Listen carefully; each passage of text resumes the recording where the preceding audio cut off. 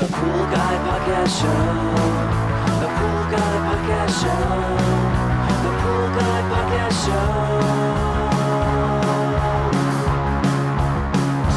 Yeah! Hi, and welcome to the Pool Guy Podcast Show. There are 3 key elements to pool care, and we don't talk about this very often, but I think it needs to be addressed, especially before the season starts. And the first pillar, of course, is chemistry, so you want to make sure that you have the chemicals balanced and the pool is safe to swim in. The next would be the filtration, so of course a clean filter and everything that's related to the filter. And the third element that's often overlooked, what I'm going to focus on here today, is the pool runtime, which is a critical factor, and we'll call that circulation. Pool Service Pro, open a Leslie's wholesale account today and receive wholesale pricing on products you use every day. Leslie's Pool Supply offers convenient locations that are open 7 days a week. Another great benefit of opening a Leslie's wholesale account is Leslie's referral program. Get referred to a customer looking for weekly pool service. Save time and money and grow your pool service route and become a Leslie's Pro. Not too long ago, I did a podcast on how many turnovers your pool needs to be effective or to have safe water. And there's been a lot of different information out there. I don't think any of it per se is right or wrong, because the turnover is dependent on a lot of factors in your pool: the size of your pool, the size of your equipment, the speed your pump is running at. Is it a single speed pump or is it a variable speed pump? What's the RPM set at? So there's multiple factors. Also, the UV index is a factor, how hot it is outside, the pool use. All of these are big factors in pool turnover. For example, let's say you have a pool that's 10,000 gallons, but no one ever uses that pool. The pool is more of a decoration than anything. How long should you run that pool? Well, there's really no need to circulate the water to the point where you're going to get everything turned over in that pool. However, you have to run the pool long enough for it to look good and make sure the chemicals are circulated. You're not going to get algae growing in there. So that's one example. And if you have a pool, let's say, that is being used like a commercial pool, it's 15,000 gallons or 20,000 gallons and the family swimming in it every day, then of course that pool needs to be running like a commercial pool, which is 24 hours a day basically, to make sure that pool is safe to swim in. So there's a lot of factors that will determine how long to run the pool.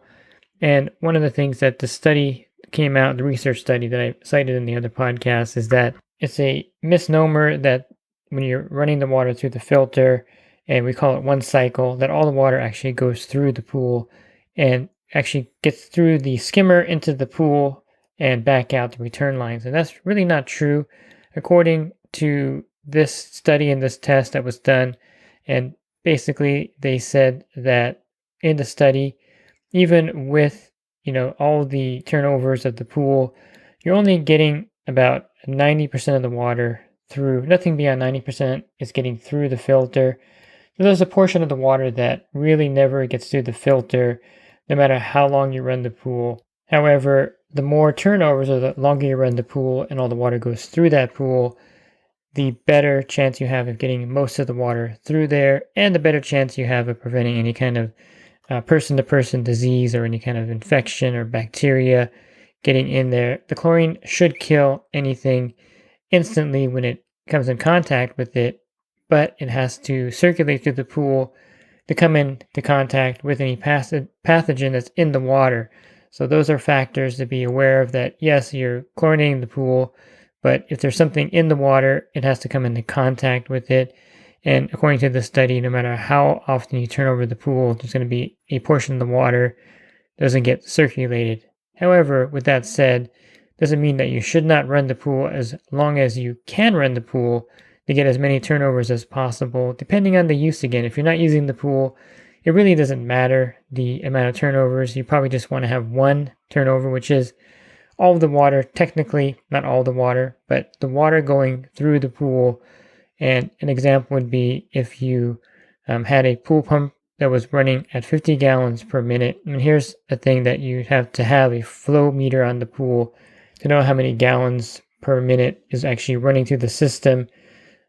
Some pumps have it. The IntelliFlow pump has the built-in flow meter. It's not extremely accurate, but it's decent.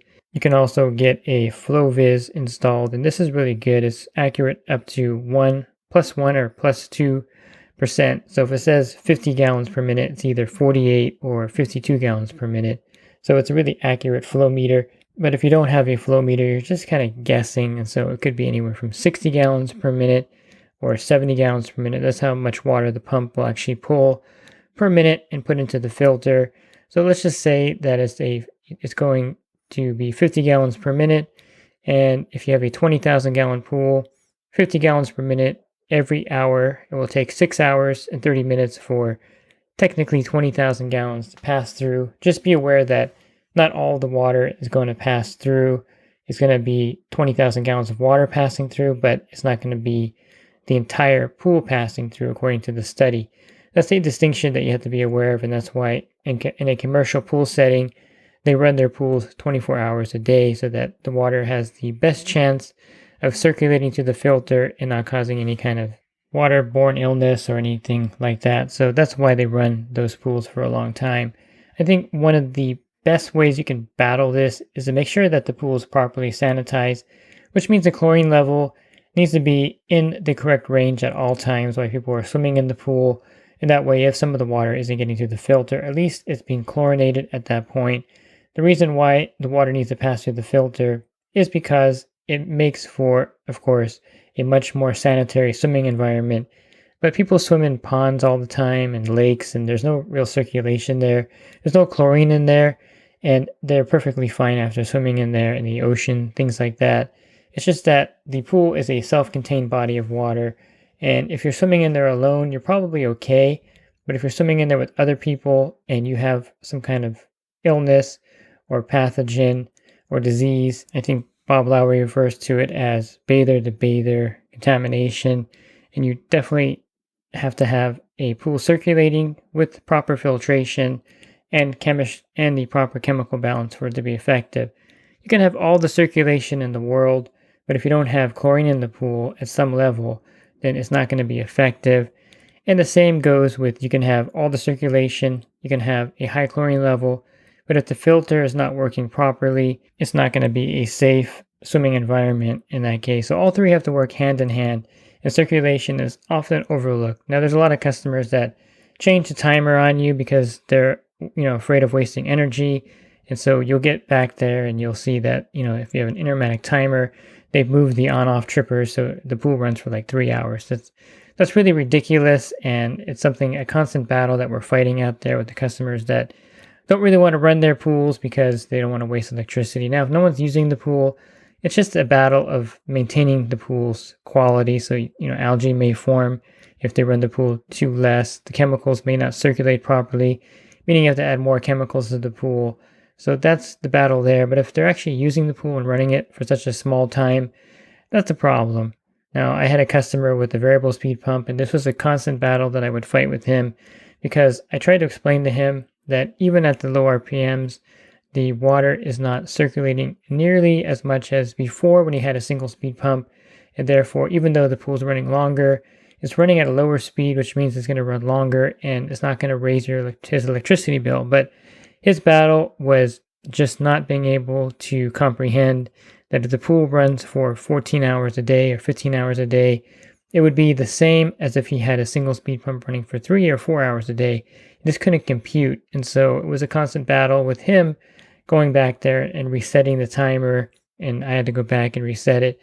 And one of the things that you just have to do is keep educating the customers that if they do have a variable speed pump, if they're going, say, from Los Angeles to San Francisco and they're driving at 70 miles an hour, which is what would be a single speed pump, you would get there in like 8 hours, I suppose.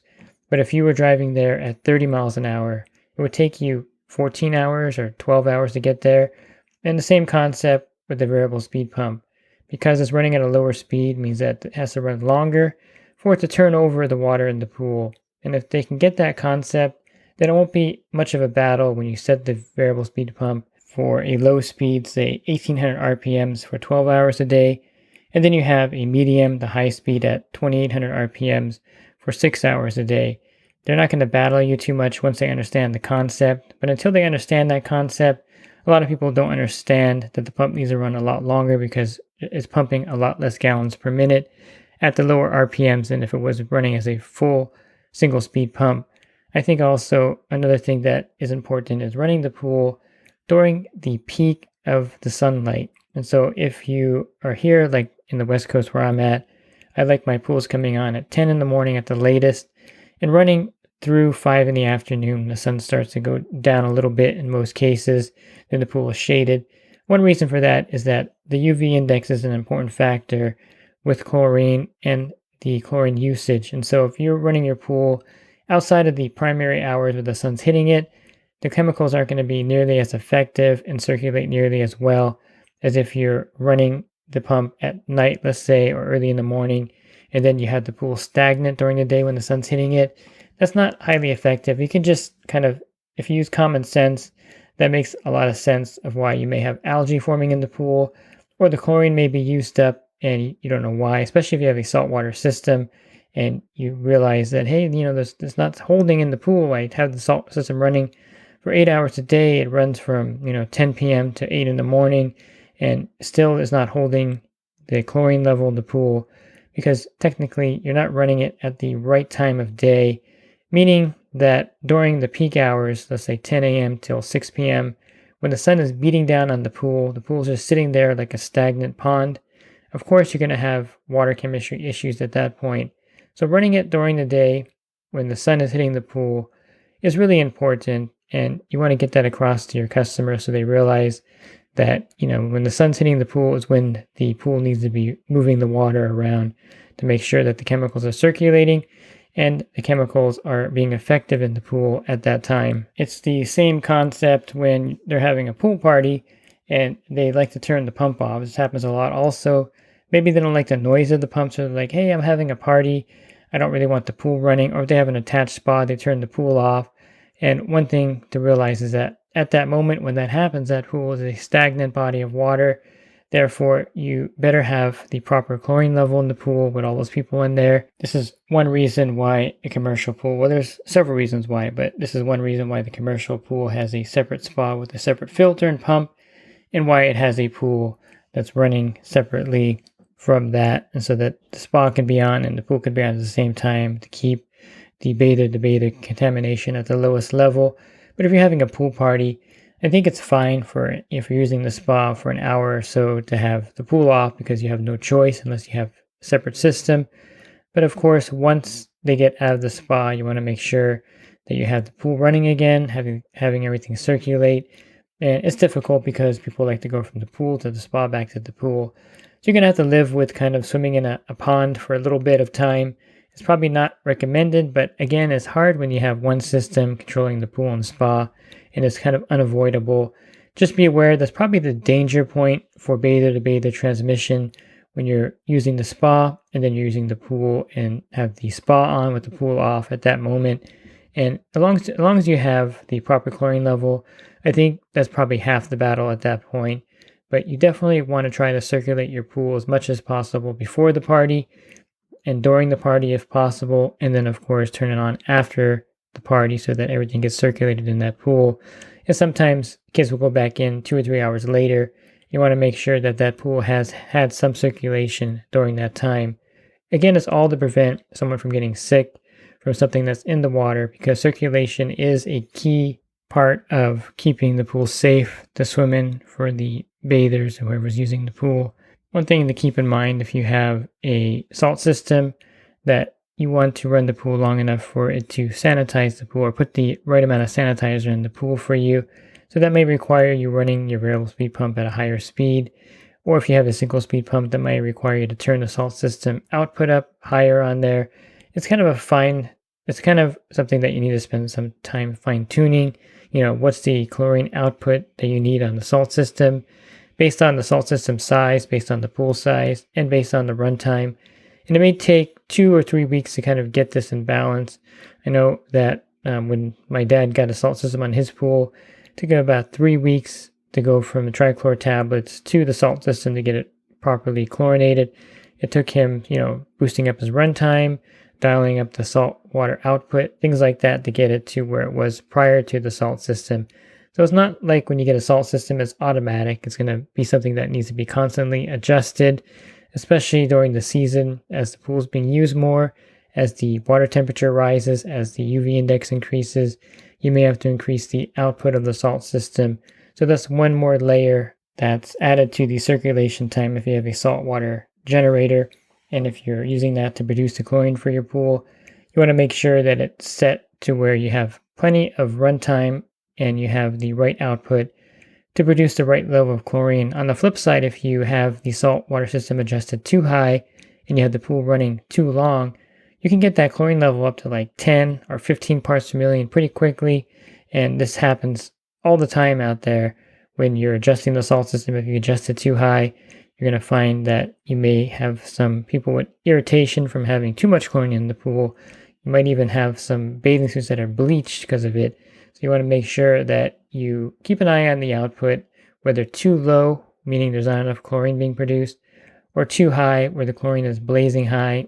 And of course, if you have a swimming pool professional maintaining your pool, you'll have a good idea from experience from other pools what to set the salt output to and what to set the runtime to make sure there's plenty of circulation, yet your pool's not being over-chlorinated. So I hope that makes sense as far as getting the balance with the saltwater system, because if you run your pool 20 hours a day and the salt output is at 100%, chances are if it's a 10,000 gallon pool, you're going to have the chlorine level at like 15 parts per million. However, at the same time, if you have that same pool and you're running it for 20 hours a day on a variable speed pump, but you have the salt dialed down to 20%, you might have like a 4 or 5 parts per million chlorine level. So it just is a combination of the output of the salt system, what the salt cell is rated for, because that's a factor too. So if you have a 15,000 gallon pool and you have a 40,000 gallon rated salt system and you have it up at 100%, it's going to produce like 1 pound of chlorine every day. And you don't want that in your small pool. It's going to definitely over-chlorinate it. So it takes a lot of adjustment to get that working with the circulation of the pool, runtime of the pool, basically depending on if you have a variable speed pump or a single speed pump, and the salt system output. Not as critical would be the automatic cleaner, but it is critical to some respect in keeping the pool clean. So if you have the automatic cleaner, a suction side cleaner, running off of a variable speed pump, you definitely want to make sure you have a medium or high medium speed programmed in there so that the cleaner can operate and clean the pool during the day.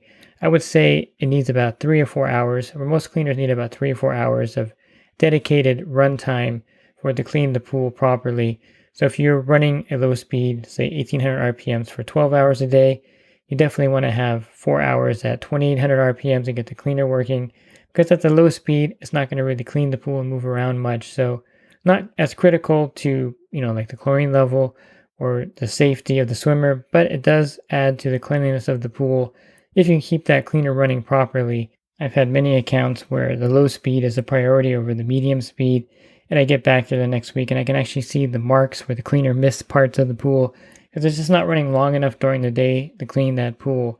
So again, not as critical to safety or that kind of concern, but it is critical to the cleanliness of the pool to make sure the pump is running long enough for the cleaner to move around the pool, to clean that pool each day. If you have a pressure side cleaner, you definitely want to have a medium or high speed programmed in for at least 2 hours a day so that pressure cleaner can run. 2 hours is probably a sufficient runtime for any pressure side cleaner in the pool, and it will clean the pool pretty well in 2 hours. I wouldn't necessarily say you need more than that, but I would say you would want to run it at least 2 hours per day so that it's going to clean the pool for you. And if you have a robotic pool cleaner, it doesn't really matter how long you run your pool pump, because that will actually clean the pool separate from your system. And that's one reason why robotic pool cleaners are so popular, because they cost pennies a day to operate and they clean the pool separate from the filtration system. So you can technically have that pool running on a low or medium speed all day and not need to worry about boosting up the runtime or speed of the pump to get that robotic pool cleaner working, because again, you just plug it in, or you may have a cordless one, and that will operate separately and filter everything into the canister or debris chamber in that cleaner. So that's one reason why, again, they're a popular cleaner choice. But just to circle back to the main point of this podcast, you definitely want to circulate the pool based on your situation to make it the safest swimming environment possible, knowing that logically, the more you run the pool, the safer it's going to be for the bathers that are using it, And when you run the pool for a long period of time at a medium or high speed on a variable speed pump, is preferable for a pool that gets heavy use. And if you have a pool that you hardly ever use or no one uses it but you, running it on a low to medium speed and having a minimum runtime is perfectly fine. I think the problem comes in when you have a pool with heavy use, with a lot of different bathers in there, and you're not running that pool at the runtime of a commercial pool, which is 24 hours a day. And that's when you have people get ear infections or get some kind of waterborne illness because you're just not circulating the water properly. Same goes with algae. If you have a pool that has an algae problem, chances are if the filter is good and clean and the pool has enough chlorine in it, chances are a lot of that has to do with circulation and having dead spots in the pool where the algae will sit there and form where the water's not being circulated properly or long enough. So the first thing I do when I have a pool with a problem, I boost up the circulation time as much as possible, and that usually solves many of the problems if the other two parameters are correct, the chlorine level and the filtration. So circulation is a big factor, but it also is a very hard factor to properly adjust. There's no rule of thumb, there's no set parameter, something that's kind of pool to pool, and definitely you would want to use your judgment with your own pool. And if you do pool service, you want to use your best judgment out there, setting your customer's pool runtime. If you're looking for other podcasts that I recorded, you can go to my website, swimmingpoollearning.com. On the banner, click on the podcast icon. That will take you to a drop-down menu of other podcasts I recorded. And if you're interested in the coaching program, you can learn more at poolguycoaching.com. Thanks for listening to this podcast. Have a great rest of your week, and God bless. Pool Service Pro. Open a Leslie's wholesale account today and receive wholesale pricing on products you use every day. Leslie's Pool Supply offers convenient locations that are open 7 days a week. Another great benefit of opening a Leslie's wholesale account is Leslie's referral program. Get referred to a customer looking for weekly pool service. Save time and money and grow your pool service route and become a Leslie's Pro.